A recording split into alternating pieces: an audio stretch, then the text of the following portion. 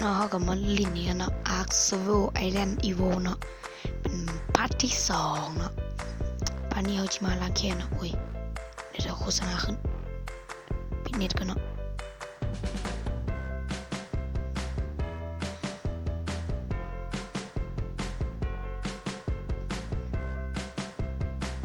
โฆษณาขึ้นระวัง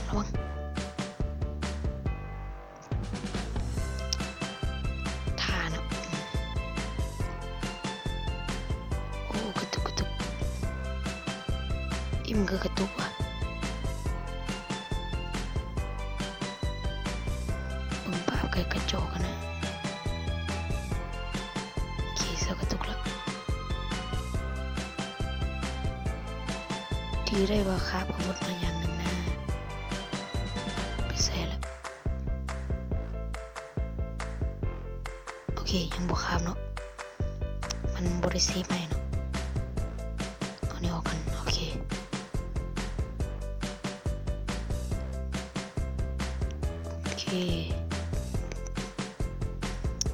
ครับตัวนี้โบครับ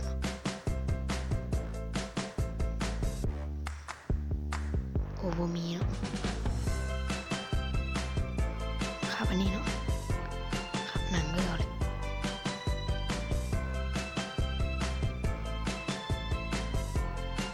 ตามมันโอ้กินกล้วย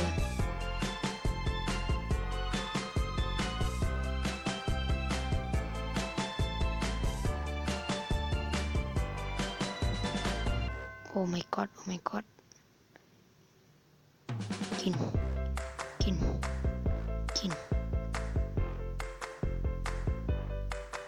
โอเคมาล้างแค้นเนาะบ้ามันฆ่าเอาอะไรบ้า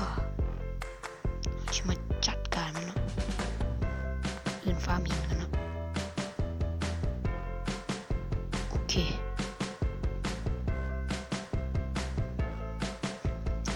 ขุดไปเลยเนาะ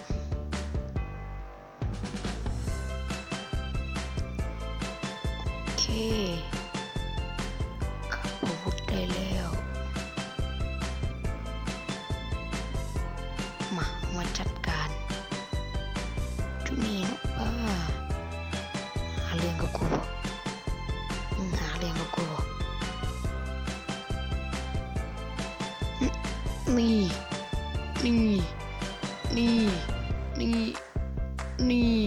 ี่มาโตเลยมาล้างแค้นว้าวสุดยอด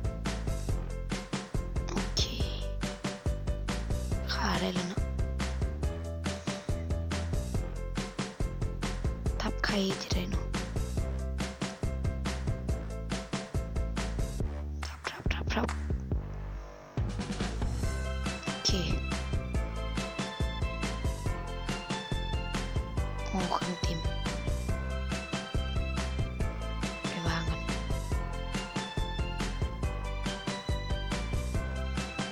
ได้ไกลกว่านี้นะครับ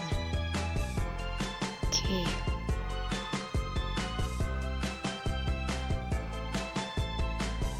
ถอยมายับวางโอเคเนาะ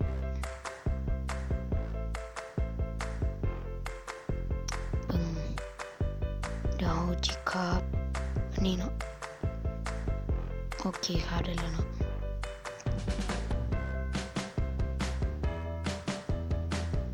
มีเอาบ่มีพี่แอกเนาะ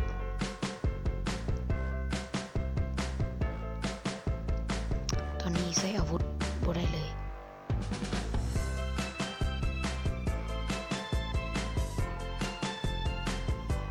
เครื่องเต็ม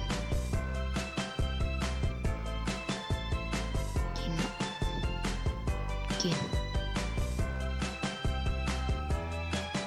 ไม่กอดเครื่องเต็มเนาะมันคือใส่บ่ได้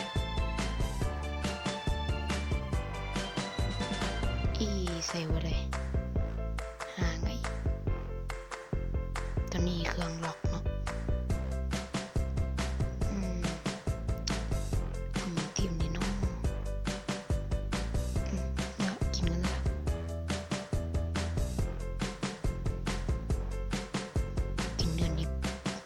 ได้ดีเด้อคาบเครื่องกันเนาะ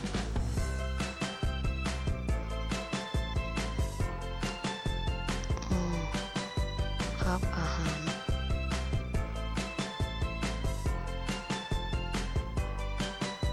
เผาเนื้อคาบมาแล้วใส่บ่ได้เลยอันนี้ต้องฮอดรีวิวมันก่อนรีวิวยัง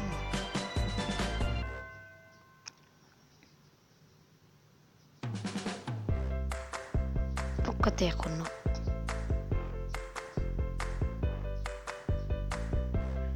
เอามายังไล่ลบสิ่งที่บ่จำเป็นออกเนาะบ่แม่นบ่จำเป็นบ่ค่อยจำเป็นนี่ก็ลบทิ้งเลยใส่อันนี้ได้แล้วก็วางเนาะนี่โอเคขอกินเนาะฮึบ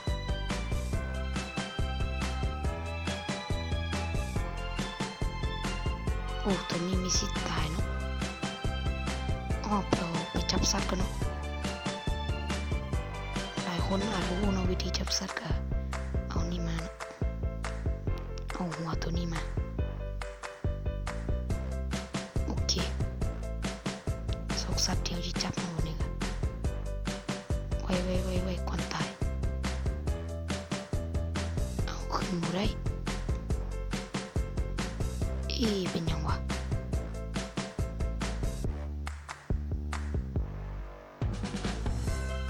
เอาจิตายแล้วเดี๋ยวนั่นมาเลยใส่มัน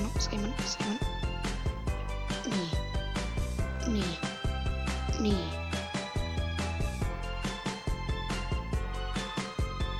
มีสัตว์เลี้ยงสัตว์เลี้ยงมันสวยอ่ะ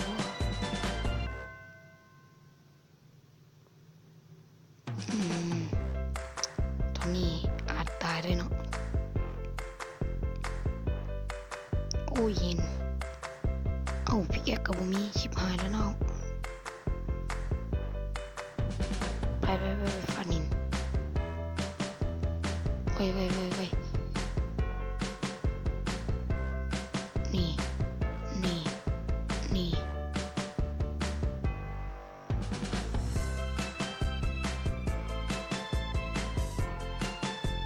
ี่บุมีอาวุธใส่แล้วก็จิตตายเนาะโอ้ my god ขอมะพร้าวดูมะพร้าวนี่เจ้ามีมะพร้าวค่อยบ่นี่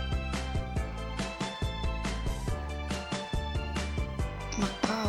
โอ้โหบ่มีมะพร้าวเนาะ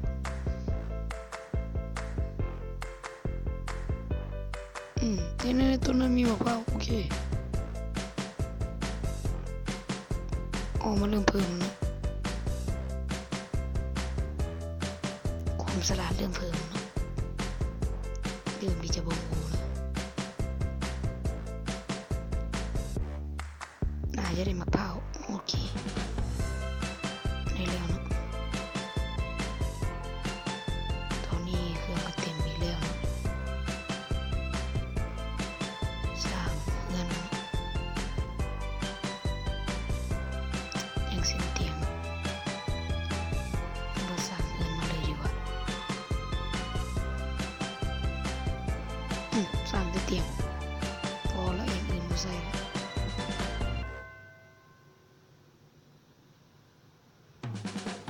โอ้ my god เนาะต้องนอนนะตอนนี้เผาอาหารละล่าก็ไม่ได้เนาะอาหาร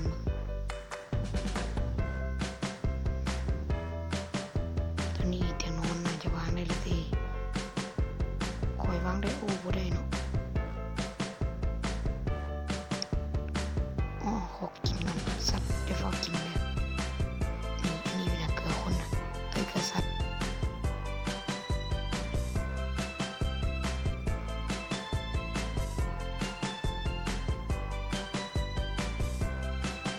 สัตว์กินเฮ้ตายมันกินเนื้อดิบบ่ได้สัตว์กินเนื้อดิบบ่ได้ What the frick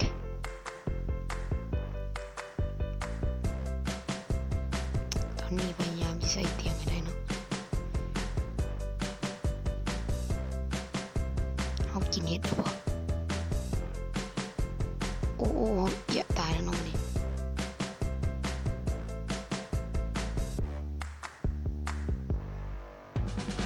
อ้าวอยากละตัววันนี้อ๋อข้างเนาะโอ้ my god โอ้เห็นหนึ่งเลยเนาะจริงงูตายเนาะ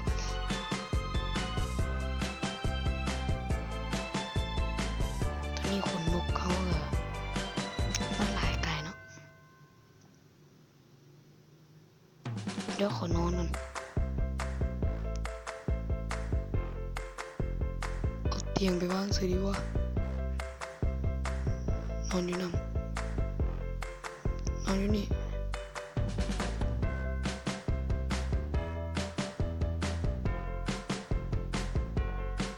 อ้าว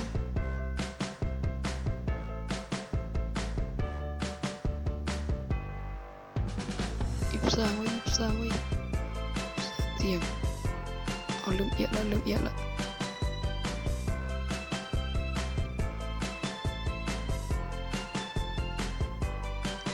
มาวางนี่กดตัวเดียววะเอาวางบ่ได้เหี้ยโอ้ยากเลย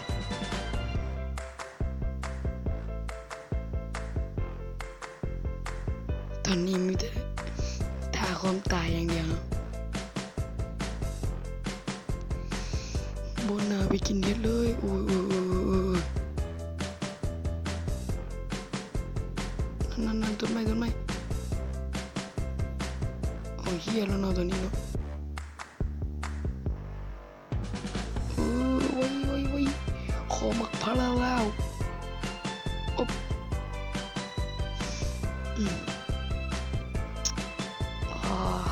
ตายเนาะบนหน้าไปฆ่าสัตว์เลยบนได้ห่มขาวโอเคดีเนาะมันซีไปเอ้ามาซีไปตอนนี้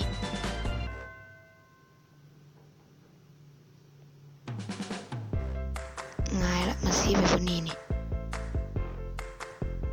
ลืมไม่ได้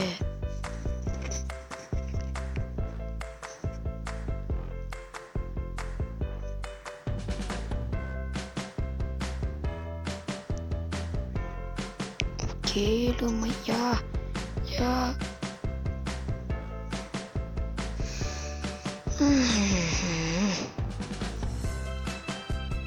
โอเคดึงไม่ทางเลยเป็นการเล่นที่ผิดพลาดอย่างไร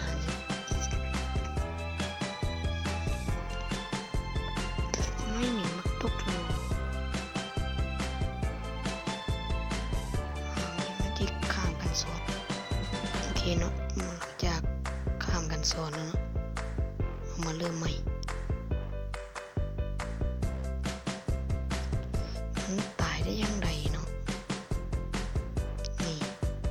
เรื่องเดียวเขาให้เจริญต้นเนาะนี่เรียบร้อยเนาะโอเควันนี้เริ่มเอาสัตว์กันเนาะอาจจะเอาสัตว์ก่อนเอาหุ้นวิธีละเกิดสัตว์เลย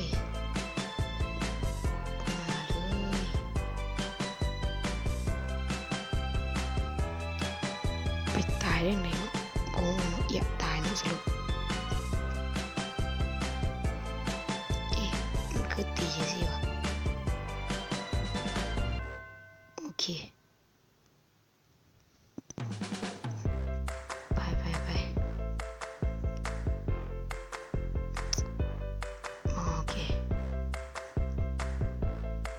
คือตียากหรือว่าตัวน้อยนี่โอเค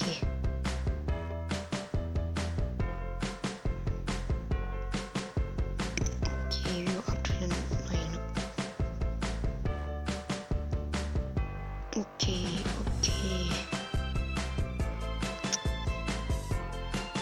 ได้เริ่มต้นชีวิตใหม่แล้วเนาะ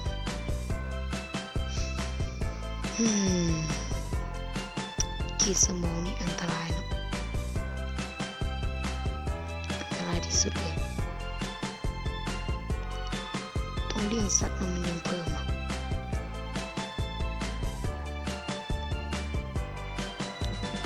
โอเคนั่นทางนั้นเนาะโอ้นี่จุดสร้างบ้านโคตรดีมีสัตว์โอเค2.4มาดุนเนาะเก็บปล่อยเนาะอันนี้เก็บไปเลยเนาะ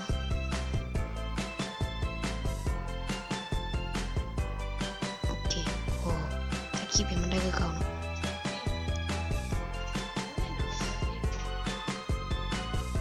แรกผมว่าก็จะฟาร์มแล้วแต่น้ำนะบริษัทพูดไทยเฮียไอตอนเพื่อไปเฝ้าไทย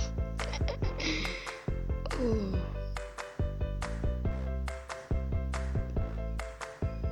เคข้างเป็นยังไงโอเคเขาตกน้ำมันเลยเฮี้ยมากโอเค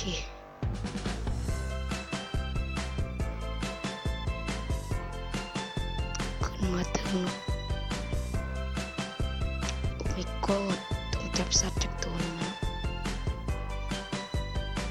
โอ้เดี๋ยวนี้ก็เห็นสัตว์ดีแล้วว่ะเอาตัวนี้แล้วเนาะอุ้ยข้างไปโอ้ my god กูจะจับมึงมาเป็นสัตว์เลี้ยงอย่าลากโอ้โหกูโดนเอง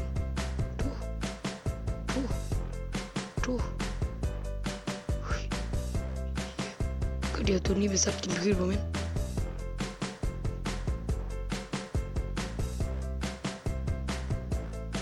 อ้าว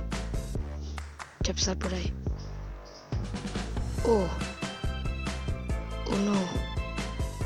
กูตาย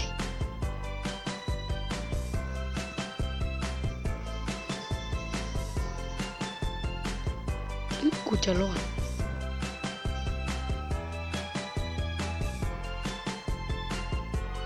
กูตายโอ้กระตุกเนาะ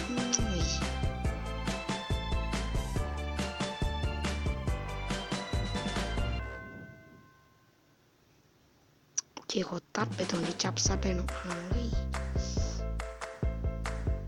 ได้เริ่มใหม่อีกแล้วเนาะเยอะโอเคได้หมดเนาะโอ้ละที่อยู่ใส่นะอยู่นี่แม่งไปแล้วคนอื่นนะอยู่นี่แหละถึงมันจะบ่มีอ้อยเดี๋ยวค่อยไปสลอกกันแล้วลิงหัวร้อน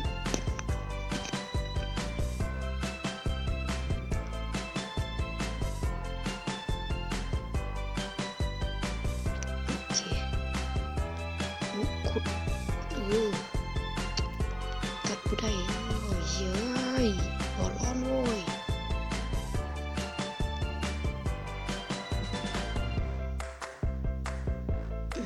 กินขุดผู้ใดเลย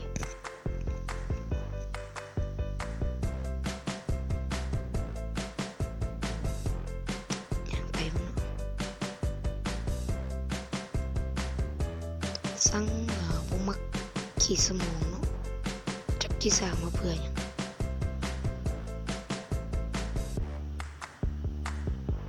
โ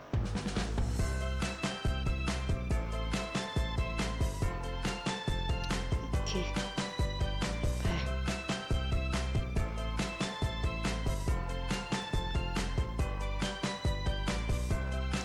ตุกชิบหาย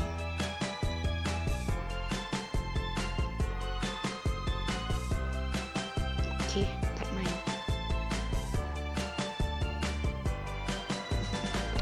โอเคเก็บเครื่อง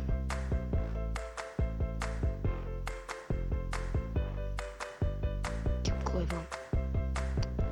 อันนี้เนี่ยเป็นไฟมันเลย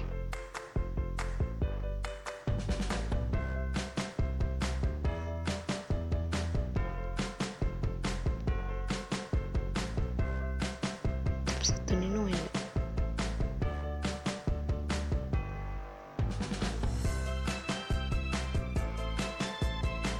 โอเคมีสัตว์เลี้ยง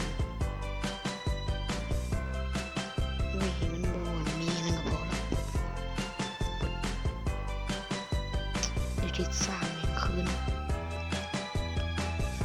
กูค้างไว้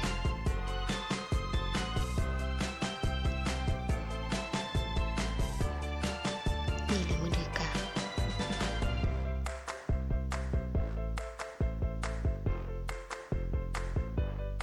โอเคโอเคโอเคโอเค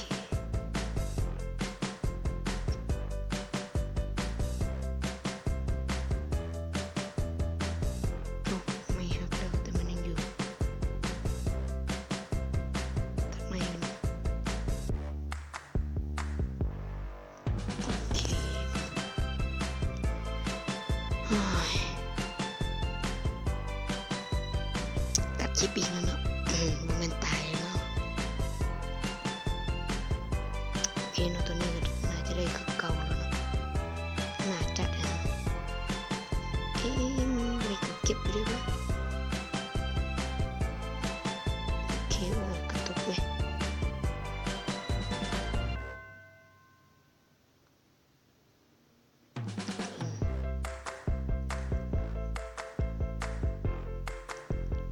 วางไปเลยเนาะวางไว้เนาะเบิ่งดูว่าคาบยังไงแล้วคาบอันนี้เนาะเตียงคาบเตียงเอาไปวางมันนี่เนาะไม่นี่น่าจะบ่คุ้มเนาะตัดต้นน่าจะตัดต้นพวกต้นมะพร้าวเลยเนาะโอ้ข้างแต่ว่า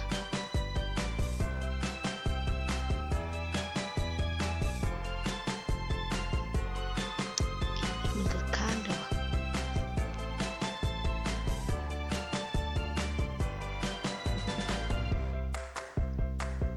คือวางบ่ได้วะอ๋อกูหูละสะเลย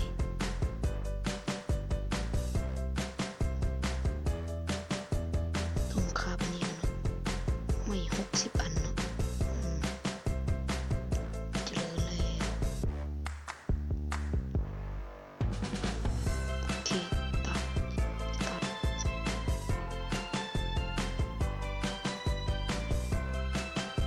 ขาสั้นนะนี่เอาข้างแล้วนี่เนาะ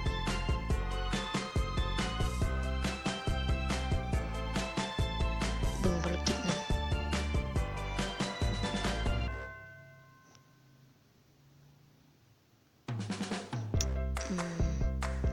โอเคไปตัดตัวนี้เดี๋ยวนั้นเนาะข้าแบ่งทากันบ่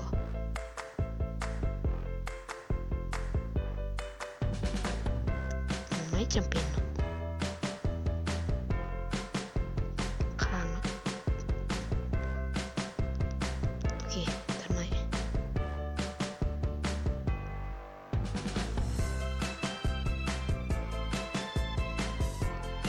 รื่องเต็มอีกแล้วไม่ยังบ่เพียง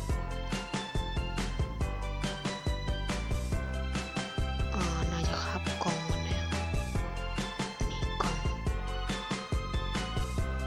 my god กล่อง60 วิขอตัดไปตอนที่มันได้เนาะโอเคนะหลังจากที่ผมพูดไทยแหละจากที่ฟาร์มมันแล้วเนาะเบิ่งสิ่งที่ได้ครับสุดยอดโอ้สุดยอดโอ้มันโวยโอเคได้อาหารสัตว์แล้วเนาะที่เกลือสัตว์เนาะสัตว์กินอะไรวัดกินได้จังเลยนี่เนาะเอียนรอเทเรียบร้อยเบิ่งมันมีขาปิด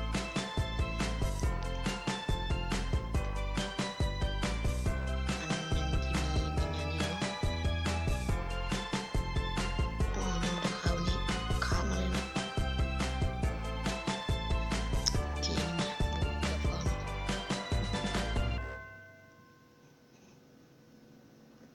ตรงนี้ตัดบกคุ้มนะถ้าอีตัดเนาะมันบกคอยได้ต้นไม้อย่างเลยเนาะโอเค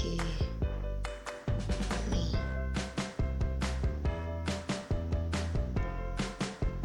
นี่ครับเบ็ดติดปลาเนาะตอนนี้ครับโอ้ my god แบวปลาสีเขียวครับโอเคครับได้เนาะไม่ไปอยู่ตรงนี้จุดมาครับโชคดีโอ้ผมภาคภูมิใจเนาะสุดยอดวันนี้เหลือแต่น้ำขาดเทน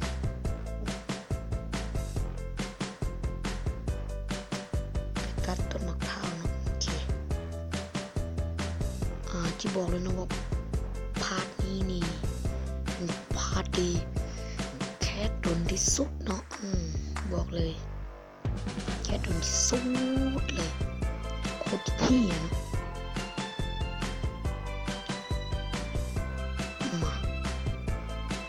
ภารกิจกันเนาะนี่มี2 โน้ติดปากขับโควิดกันเนาะนี่ครับโอเคมาจะมาฆ่าตัวสัตว์นี่เนาะสัตว์เขาก็ยังไม่ตายด้วยเนาะมาเลยจุนี่อ่อนเบิ่งนี่นี่นี่เดี๋ยวก็จะเอากีฬาวุธแล้วเนาะนี่โอ้ขาได้แล้วมันข้างโอ้ยอย่ากัดในตัวสาวกูอย่ากัดในตัวสาวกูอย่ากัดโอ้ในตัวสาวห้องโอ้ my god ในตัวสาวตายเนาะตับไข่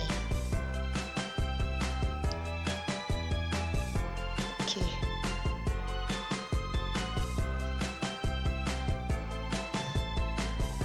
ตอนนี้เอาอัพเกรดอาวุธกันเนาะ